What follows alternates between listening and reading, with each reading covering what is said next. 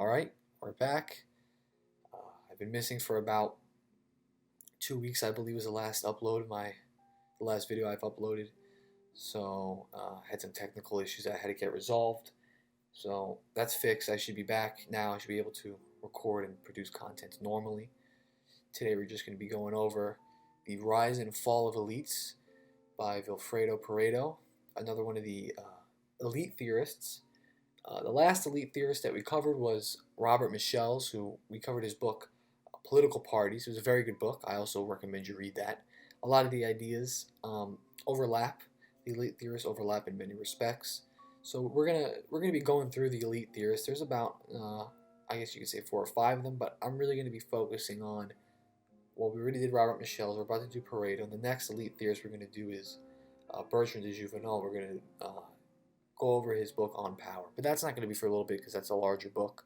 This book, it's only about 100 pages. It's very short, but I do think the chapters are worth reading. I think it's worth reading. Some of the chapters are pretty boring, but nonetheless, I'm just going to kind of give you a rundown of what's going on here, and I don't think this video should be too long, just so you have an idea.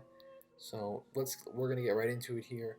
Now, the first chapter of this book, it's actually not about the rise and fall of elites. He's more concerned with the epistemology of sociological analysis of politics. So he talks a lot about logical fallacies that people often commit when looking into the reason for the actions of the ruling class or how they operate. So he starts out by saying that people often do not act rationally, rather they act in a way that is sentimental or what we may just call based on emotion or feeling. He also states that people, when they act on emotion, try to justify it after the fact with logic, and they often attribute an effect to a cause which is not actually a cause of the effect. So it's basically a misplaced cause, or it's a category error essentially. This is usually what we would call like confirmation bias or something along those lines. He also talks about 2 distinct sociological phenomena: the objective relation between objects and the subjective relation between objects, or one could just say the psychological relation between a person and an object, if you just want to put it in kind of layman's terms here. He also he goes on to say that there is a physiological law, which is that elites are always being replaced. As one ascends, one descends, and they come under different forms. So as there's never a period in time, really, we're presupposing civilization, of course. Well, even in tribes, I guess you could still say it's true, but there's never a period in time where there's not an elite or ruling class. Even as a ruling class is dying out, during that process of dying out and decaying, another one is rising at the same time. So that's something you have to keep in mind here. There's never any true anarchist period within a organized and industrialized society, especially now. So, like Michel says, Robert Michel, who I mentioned before, there's always an elite to guide people, because organization within any society is a necessary thing. And you cannot have organization without a hierarchy.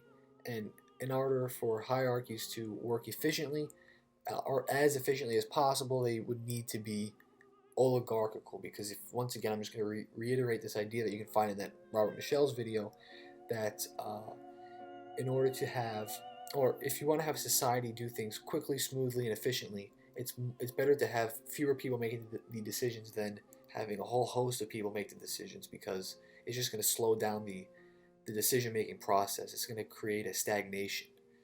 So Pareto makes the point that as modernity increases, religious sentiment doesn't actually disappear. It just takes its form in a less glamorous setting, such as political ideology. Now, this is not really a novel insight, and I guess insights don't always have to be novel to be valuable, but it is something that he's going to talk about throughout this book. Some of these people get so fanatical. Here, by these people, he means, the ideologues, and take it too far that in their stated intent to save people, they end up harming them and overdoing their deed. He also talks about how many moralists hide their resentment under morality and are envious of the people they condemn for being better than them. And now, if you know anything about Nietzsche, this is very similar to his idea of slave morality, which I'm, I'm sure you probably already know that. I don't need to get into that here. He talks about how many movements, in order to succeed, have to make compromises, and socialists do this with certain programs that make them sacrifice certain ideals in order to succeed. Once again, this is also going back to that idea we see in Robert Michel's, where basically, uh, as parties mature, as parties that become more developed, they become less concerned with idealism and more concerned with pragmatism. They are more concerned with staying alive and staying able to compete within the realm of the political. That becomes more of a priority because, and in a sense, you can understand because, well, who cares about your ideals if you can't really enact them? Our first focus should be self-defense, and secondly, uh, self or the ability to thrive as a political entity. So let's see here. There is always a ruling elite, and usually this elite is a combination of old and new elite. And the old elite are usually a minority. So, and that's because the older elite are going to be dying out. So when an elite declines, we see two principles at play. The first being the older elite are less likely to defend their power as they have less of it, and also they're a minority. So when a minority is against the majority, they're going to be more afraid to defend themselves. Secondly, the old elite do not lose their greed for the things that do not belong to them, and they still try and exploit the lower classes. So they still have their I guess you could say, their will to exploitation within them. In order for an elite to survive, there must be an equilibrium between its power and the ability for the elite to defend their power. So exactly, like, what use is your power if you can't defend it? I mean, you're not really that powerful if you can't defend yourself, aren't you? So we can see the change in class rule through how different classes are treated. So when a certain class enjoys privileges over another class, or especially the ruling class, it is a sign that that certain class is on the rise and the other declining. The old elite, now lacking in as much power, now throw themselves or submit to the feet of the new elite and proclaim themselves as one of them. And the reason for this is that they are afraid of some sort of retribution could potentially occur to them. They also may do this so that they can get more power under the new elite. So they just kind of want to be, they kind of want to kiss their ass in order to, in the hopes that they might be rewarded later down the line. Old elites can also get violent to try and preserve themselves as they are getting weaker, and that's basically their last resort. The modern elite are downstream of the old aristocratic class, and this aristocratic class is decadent and degenerate. Thus, the new bourgeoisie are opposed to the old, thus making them weak. He also talks about how societies will be distinct depending on whether or not they are warlike or industrial. He points out how in cities which are highly industrialized, there seems to be a gaining of power by the working class, as there tends to be things like the appointing of socialist ideologies to certain positions of power within these cities. Now, there is kind of something interesting here because Karl Marx predicted something similar, but we have seen just from observing history that communist revolutions often took place in less industrialized, I guess you could say, societies. Now, I don't think Pareto is wrong here necessarily. Like, you could look in the early 1900s, there were a lot of socialist parties in Europe, and they were getting positions in the parliaments and all that, but they never went as far as these more agrarian societies did. So he also I read that already. In order for these socialist movements to succeed, they need to first exist in an area with an abundance of capital. So we need the old bourgeoisie elite to set the conditions for the socialist elite to occur. You can't have socialism without its opposite to allow it to give rise to it. Now again, this kind of goes back to what I was saying before. I mean, I can understand why you would say that, and it is kind of a rational thing to say. However, throughout history, this hasn't been the case. Maybe actually it has been the case. We could say, like in China, there was an abundance of an elite, but not necessarily an industrialized capital elite. So, okay, maybe he does have a point there. And I do think it's true if we go with that interpretation. Things like syndicates and workers' unions become closer to being the new elite as they get political influence. The syndicates also possess qualities that the old elite don't, such as clear-headed and a pragmatic mind, which in many ways makes them more potent than the old elite. Now this is very interesting because you would naturally think that the old elite, uh, being old, that they would be able to, or being more mature rather, that they'd be more pragmatic in maintaining themselves. I guess, however, that when you get old, or when you become more mature, you become more comfortable, so you might have time to be more idealistic. That could also be uh, a factor here. So this attitude is different to the bourgeoisie, as the syndicates do not indulge in humanitarian sentiment. They advocate the weak fighting their own weakness rather than being helped exteriorly. Now, in terms of the bourgeoisie or the humanitarian sentiment of the bourgeoisie, now we see this today often with uh, you can see celebrities supporting a lot of leftist movements such as Black Lives Matter, LGBT stuff. I mean, these are elites who are trying to be sentimental to certain political movements. Now, the reason they're doing this is obviously they want whatever group to be on their side, but then you have more. Well, I won't go into that here, but continuing on, Pareto also says that the elite are not a monolith. They are composed of different strata with different levels of power. Now, this is very interesting because you see a lot of people like uh, the Alex Jones types, and no disrespect to Alex Jones, I'm a big fan, but you see a lot of people like him, and a lot of these QAnon people. They had this idea of the elite that they are this unified entity, when it's actually not the case. They're still human beings. They don't always see eye to eye. So I do think the elite are not as centralized as many people think. Now that doesn't mean they're completely decentralized. There is something that's going to unite them. It's going to probably just be, uh, you know, financial stuff, but they aren't as in line as you would normally think they are. They aren't this super monolithic entity that many people have in their head. The old elite become more incompetent, and the new elite will rise as they are younger and more vigorous and virile. There is also a tendency in the bourgeoisie or the old elite to aid the enemy or their own enemies because they are weak and not disciplined, nor do they have a sense of their own right to govern. They aid their enemy by donating money to them. For example, Pareto says the bourgeoisie class will give money to humanist groups which advocate the destruction of the bourgeoisie. So perhaps they're trying to get on their side and not be destroyed. That's, I think, is the most logical conclusion to come to.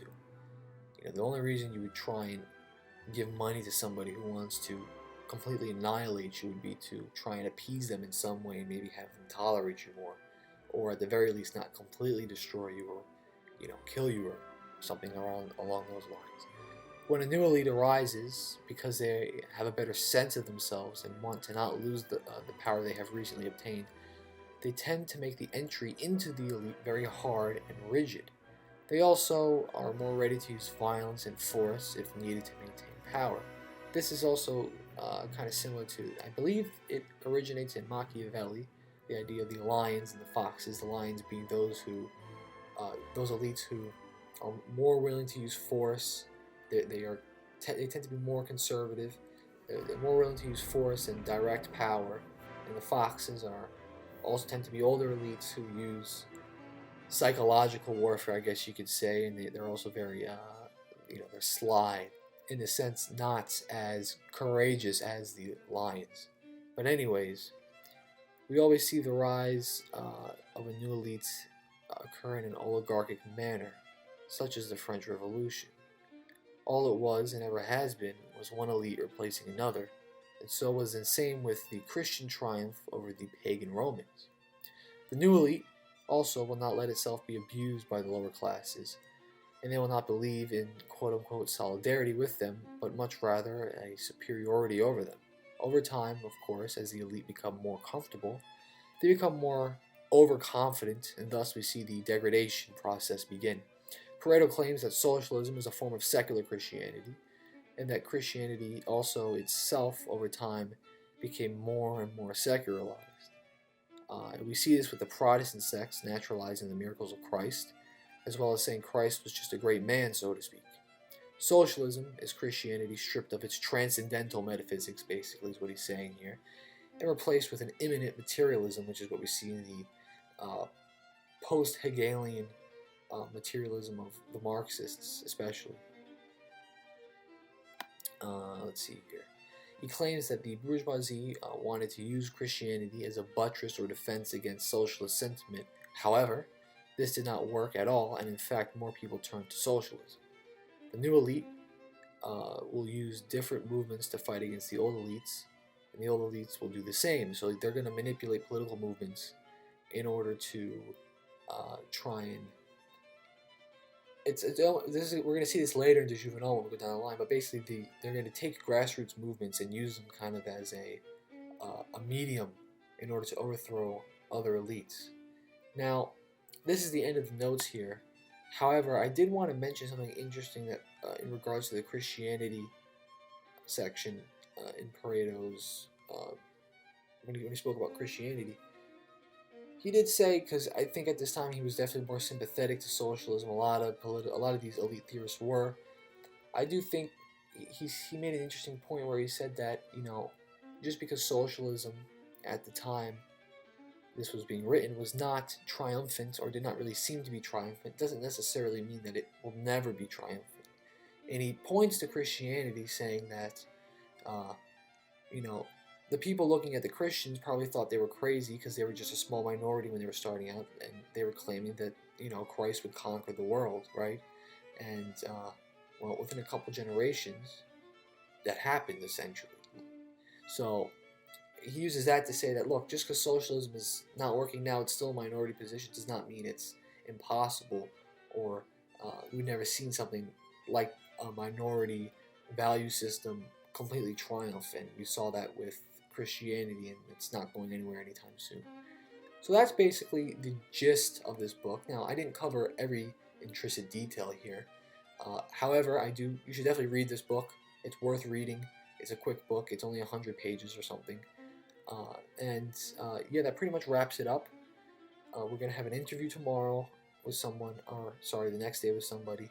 And after that, we're going to go into, I just want to kind of give you guys an update because I've been away for a while. We're going to go into the Juvenal.